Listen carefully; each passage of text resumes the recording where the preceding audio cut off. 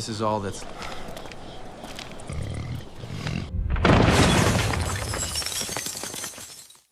A stone road runs between two hills.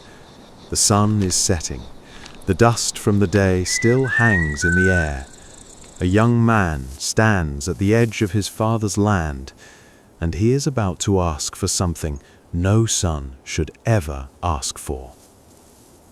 He has rehearsed the words, he has played them in his head 100 times, but standing here, with the wind moving across the wheat, even he can hear how the words will sound when he says them. Give me my share.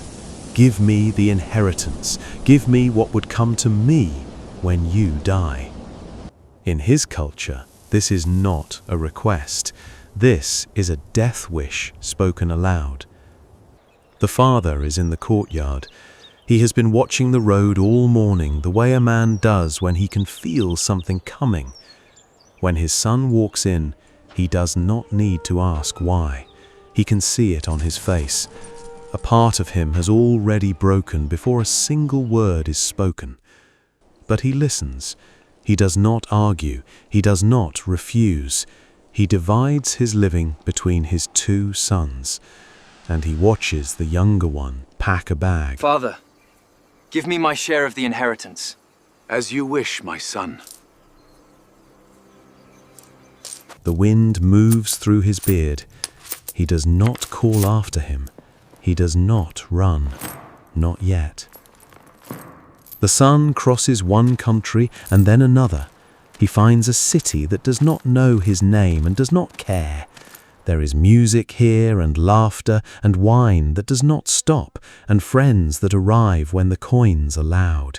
He spends without counting. He spends as if the coins will never run out. He spends because for the first time in his life, no one is watching him. And then, one morning, the bottom of his pouch is empty. And on that same morning, the rain stops falling, not in his city, in every city. A famine moves through the land like a slow, dry hand. The price of bread doubles, then doubles again. The friends who knew his name yesterday cannot remember it today. The doors that were open are closed. The wine cellars are locked. He walks streets he used to own and finds himself stepping aside to let other men pass. He goes to a foreigner, a man who farms pigs.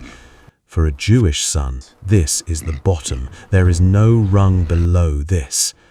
The man looks him up and down and sends him into the fields. And there, among animals his people are not even allowed to touch, the boy who once wore embroidered linen sits in the mud and watches the pigs eat. He is so hungry he would eat what they are eating. No one offers him a single pod.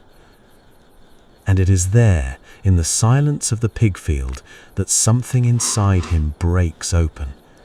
He thinks of his father's house. He thinks of the servants. The lowest servant in his father's house eats better than this. The lowest servant has a roof and bread and dignity. And he, the son, has nothing. He says it out loud to no one. I will get up. I will get up. I will go to my father. And I will say to him, Father, I have sinned against heaven and against you. The walk home is long. Every step is rehearsal. Every step is shame. The closer he gets, the heavier the words become. But the father has been watching the road, not just today, every day, every evening at sunset, for weeks, for months, for a year. The father has stood at the gate the way a man stands when he is waiting for something he is no longer sure will come.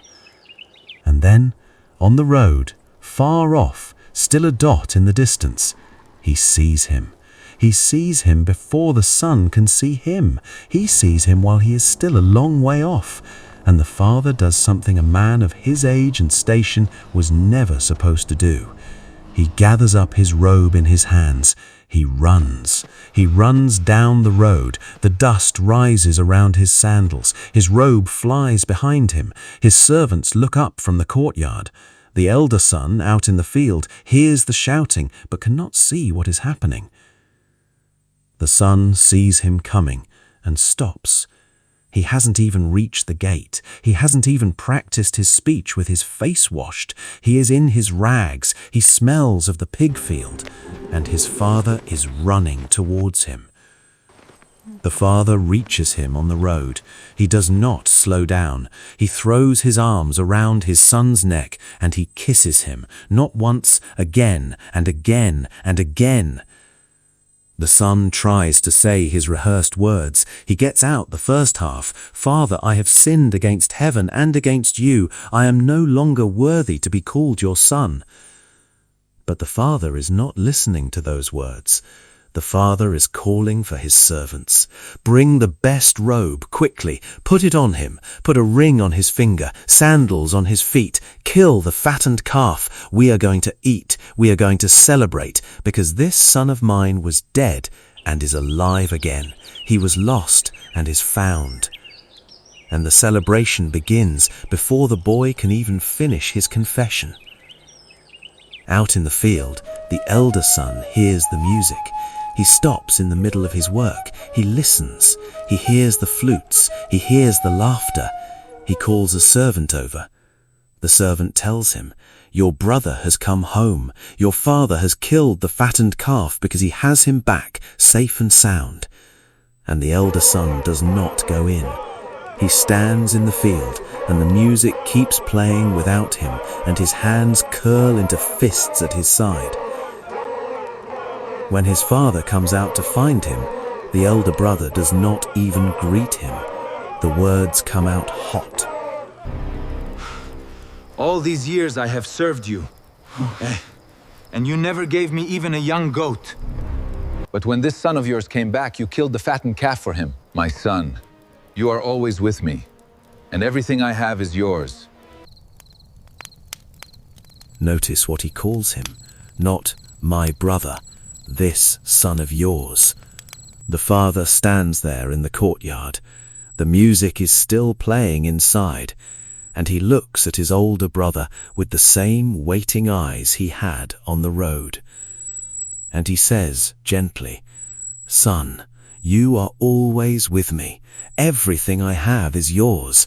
But we had to celebrate. We had to be glad, because this brother of yours was dead and is alive again.